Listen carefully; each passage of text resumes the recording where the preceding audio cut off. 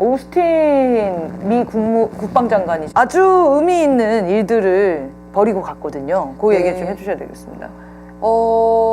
와서 굉장히 여러 가지 일들을 좀 하고 갔습니다. 이제 미 국무장관 블링컨이 방한을 하고 연이어서 방한하지 않았습니까? 근데 이제 오스틴이 방한을 해가지고 첫 번째로 한 게 한미일 국방장관 회담을 가졌어요. 그래서 여기에서 논의가 된 게 뭐냐면 북한 미사일 경보 정보에 대한 실시간 공유 체계를 12월부터 정상 가동하겠다. 그러니까 한미일 간의 군사 협력을 가동을 실시간으로 이제 하겠다라고 하는 거죠. 그다음에 내년 1월부터는 보다 체계적이고 효율적인 한미일 3자 훈련을 실시하겠다. 그래서 지금 얼마 전에 한미일 연합 공중훈련이 사상 처음으로 열리지 않았습니까? 내년부터는 이거를 굉장히 다양한 방식으로, 다양한 형태로 계속 해나가겠다라는 입장을 밝힌 거죠. 근데 여기서 좀 황당한 일이 있었습니다. 일본이 한미일 회담을 하기 하루 전날 독도는 일본 영공이라는 거짓된 주장을 또 내놓았어요. 그러고 나서 한미일 회담을 들어온 겁니다. 네. 그러니까 처음으로 한미일이 사상 첫 공중훈련을 하고 나서 독도 위의 영공이 일본 영공이다. 그래서 독도는 우리의 영토이다. 이런 주장을 거기까지 훈련이 가능하다 이렇게 얘기한 거죠? 네, 사실상 그런 얘기를 한 거고요. 그 다음 한미일 회담으로 온 거죠. 그래서 지금 이 자칫 잘못하다가는 자위대가 한반도에 들어오는 것뿐만 아니라 실제 우리 영토 주권, 일본이 독도를 빼앗는 그런 날이 멀지 않았다 이런 생각이 들고요. 국방부는 그럼에도 불구하고 일본과 계속해서 훈련을 하겠다라는 입장을 밝히고 있습니다. 그리고 또 하나는 한미일 연합 훈련한 거 말고 그 회담한 거 말고 또 하나는 한미 안보 협의회라고 하는 회의를 이제 열었습니다. 이전에도 계속 열렸던 국방장관 간에 열렸던 회의인데요. 이번에 좀 눈에 들어오는 건 뭐냐면 북한의 완전한 비핵화 달성을 목표로 이 한국과 미국의 확장 억제 협의를 계속 강화해 나가겠다. 계속 많은 훈련을 하고 많은 무기 지원을 하고 이런 걸 하겠다라고 하는 건데 또 하나는 한미연합훈련에서 북한의 핵사용 상황을 포함해가지고 훈련을 하겠다는 거예요. 그래서 핵전쟁을 공식화하고 핵전쟁 때의 대응을 훈련하겠다라는 거죠. 그래서 이거는 지금 미국과 한국이 한반도에서의 이 핵전쟁 상황을 가정하면서 공식화하고 있다. 네, 그 굉장히 위험천만한 행보라고 보여집니다. 근데 9.19 합의 관련해서 우리 측에서는 9.19 군사합의 효력 정지가 필요하다 이런 주장을 했는데 미국에서 반응이 없었다는 거잖아요. 네, 미국에서는 이제 그거는 한국에서 좀 알아서 할 문제. 그래서 잘 협의해 나가겠다. 근데 이게 약간 원론적인 입장이에요. 근데 저는 미국에서 왜 반응이 좀 뜨뜻미지근할까 이런 생각을 좀 해봤어요. 이게 약간 윤석열의 바람대로 미국이 안 이루어지고 속도 조절을 하는 걸까 이런 생각을 해봤는데 저는 이거는 미국에서 남북 간의 합의를 파기하라고 입장을 내기는 굉장히 어려운 사안이라는 생각이 드는 거예요. 왜냐하면 너무 노골적인 내정 간섭인 거죠. 그리고 또 하나는 미국은 동북아에서 긴장을 고조시키고 한반도에서의 긴장이 고조되어서 무기도 팔아먹고 자기 패권도 유지하고 싶어 하지 않습니까? 네. 근데 거기에서 본국이 명시적으로 드러나는 거는 원치 않아 한다는 생각이 들었습니다. 가장 미국이 좋아하는 그림은 윤석열이라고 하는 미친 돌격대가 북한을 계속 자극해서 남한과 북한의 무력 충돌이 일어나는 양상. 네네. 그래서 마치 이게 한반도 내의 어떤 무력 충돌인 것처럼 미국은 전혀 개입해 있지 않은 이런 양상을 만들고 싶은 게 아닌가. 그래서 좀 이런 추측을 해보았습니다. 그런 양상이 잘 안 만들어지고 있잖아요. 그러니까 뭐 언급만 안 하면 그 양상에서 빠질 수 있는 게 아닌데 지금 보니까 우리 지금 국방부에서는 이번에 북한에서 군사 정찰 위성 발사하면은 9.19 그 합의를 효력 정지하겠다 이런 식으로 이제 얘기를 하고 있단 말이에요. 네. 근데 더 웃긴 거는 지금 한미연합훈련이 훨씬 더 도발적으로 진행되고 있거든요. 네, 정말 그렇습니다. 한미연합훈련 굉장히 많이 일어나고 있다라고 얘기를 저희가 계속하고 있긴 한데 최근 한 달 사이에 제가 여기서 좀 읊어드리고 싶어요. 10월 6일부터 22일 괌 인근에서 사일런트 샤크라는 대잠훈련, 10월 12일 한미연합 공군훈련, 10월 26일 한미연합 위험성 폭발물 제거팀 훈련, 10월 30일부터 11월 3일 비질런트 디펜스라는 한미연합 공중훈련, 6일부터 9일까지 모든 걸 통합하는 한미연합 지휘훈련, 11월 13일부터 16일까지 동해에서 미국이 이지스 구축함이 동원된 한미연합 해상훈련, 11월 15일에는 전략폭격기 B-52H가 전개되는 한미연합 공중훈련, 11월 21일 다음 주죠. 미 해군의 핵추진 항공모함 칼빈슨함이 부산항에 입항한다고 합니다.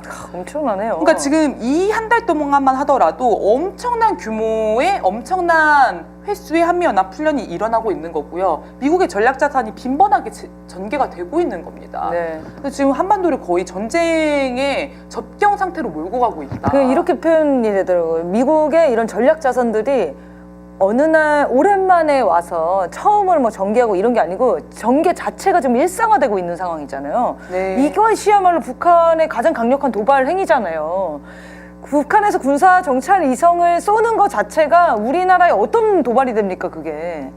지금 한미 간의 이 군사 위기를 고조시키는 행위들이 더 위험천만한 일들인 거거든요. 네, 그리고 9.19 군사합의 그 1항을 보면 그런 내용이 나와 있지 않습니까?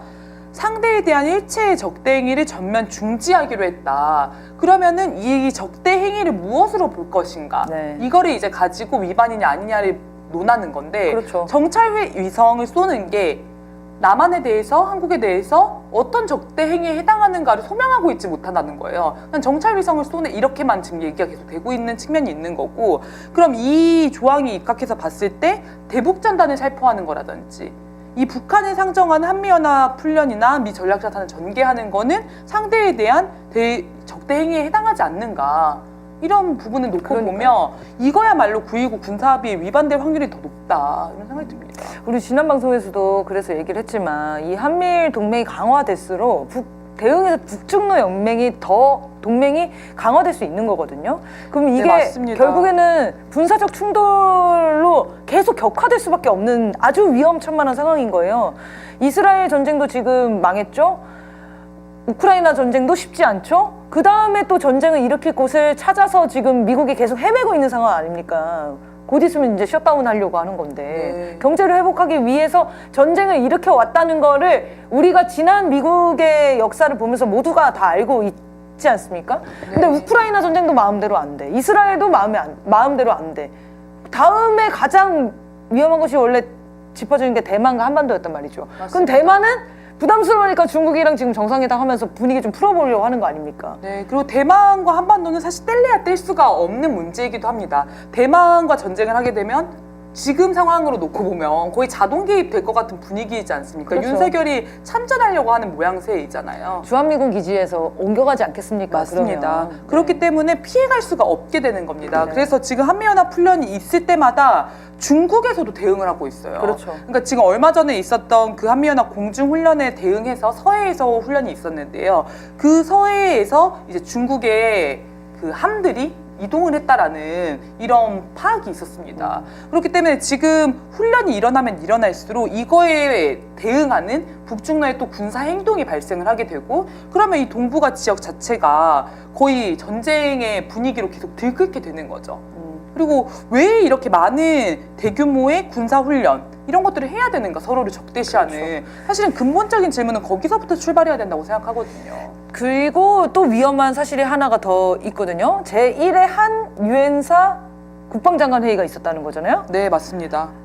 유엔사에 소속된 회원국들과 한국이 지금 국방장관 회의를 했다는 거예요. 여기에 17개 국이 참가했다고 말은 나와요. 네.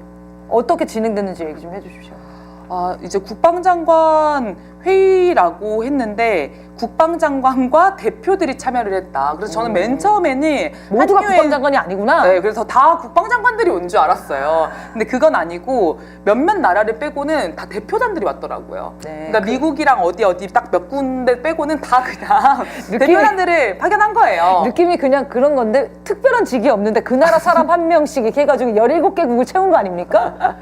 근데 이제 이게 최초로 우리 국방부가 이 회의를 주관을 한 거고요. 최초로 있는 일인데요. 문제되는 내용은 이런 것 같습니다. 한반도 유사시에 이 유엔군이 자동으로 다시 참전을 해가지고 공동 무력 대응을 하겠다는 결의를 했다는 네. 거죠. 그러니까 이게 충격적이죠. 네, 근데 사실 이 유엔사 같은 경우에는 유엔도 유엔의 기구가 아니다. 그 유엔사는 우리 유엔과 전혀 무관한 곳이다라는 이야기를 계속했어요. 그러니까 사실은 유엔사라고 이름 붙이고 있지만 실체는 가짜 유엔사라는 거예요. 유엔사라는 이름을 써서도 안 되고 유엔 깃발을 걸어서도 안 되는 곳인 거죠. 근데 지금 이 유엔이라고 하는 국제 기구가 갖는 위상이라든지 명분을 도용을 해가지고 한반도에서의 어떤 다국적 군을 꾸려서 전쟁 훈련도 하고 전쟁에 대비할 수 있는 미국의 군사 기구를 하나 만든 거예요.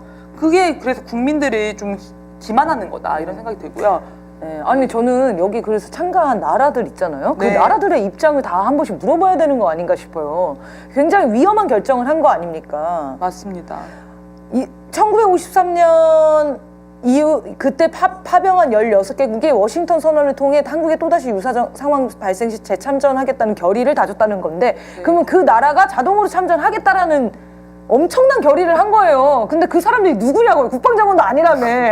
그러면 그 나라의 대표진이라고 하면은 그 나라의 입장이라고 봐야 되는 거 아닙니까? 맞습니다. 근데 제가 볼 때는 그 나라는 지금 이 결정을 한지도 모를 것 같다라는 생각이 들어요. 누가 파견됐는지 몰라. 왜냐면 저희도 지금 명단을 알 수가 없는 거 아닙니까? 아니 그리고 무슨 위임을 받아서 그리고- 누가 왔는지 모르잖아. 그 다국적 군을 이 사람들이 막 꾸려가지고 이런 결정을 할 수가 없고 그 어떤 체계가 근거가 없다니까요. 없어요, 지금. 이 17개국이 유엔사라고 여기 표명이 돼 있지만 유엔군이 같이 화해하는 기구가 없다고요. 네, 맞습니다. 그러니까 일단 유엔사가 아니에요. 유엔사라고도 부르면 안 되는데 유엔의 공식적인 가짜 기구도 유엔사. 아니에요. 네.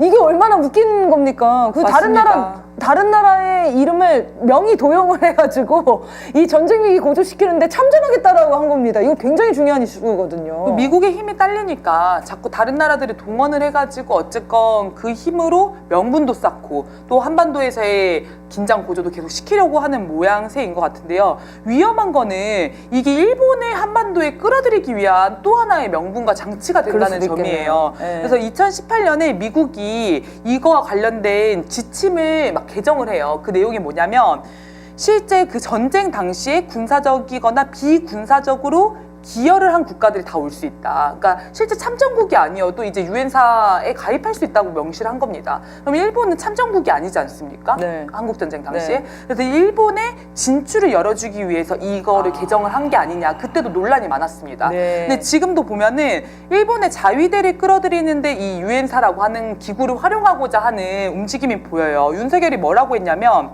일본이 유엔사에 제공하는 7곳의 후방 기지가 있다. 그 기지들이 하는 역할이 북한의 남침을 차단하는 최대의 억제 요인이 되어준다. 그러니까 지금 이미 그런 그림을 윤석열과 미국과 기시다가 합의를 보고 있다는 거죠. 네. 위험천만합니다, 지금. 일본을 편입시키기 위해서 유엔사를 끌어들인 거네요. 네, 맞습니다. 그러니까 공식적으로 한일은 군사동맹이 아니기 때문에 그거에 대한 이제 명분이 필요했던 것 같고요.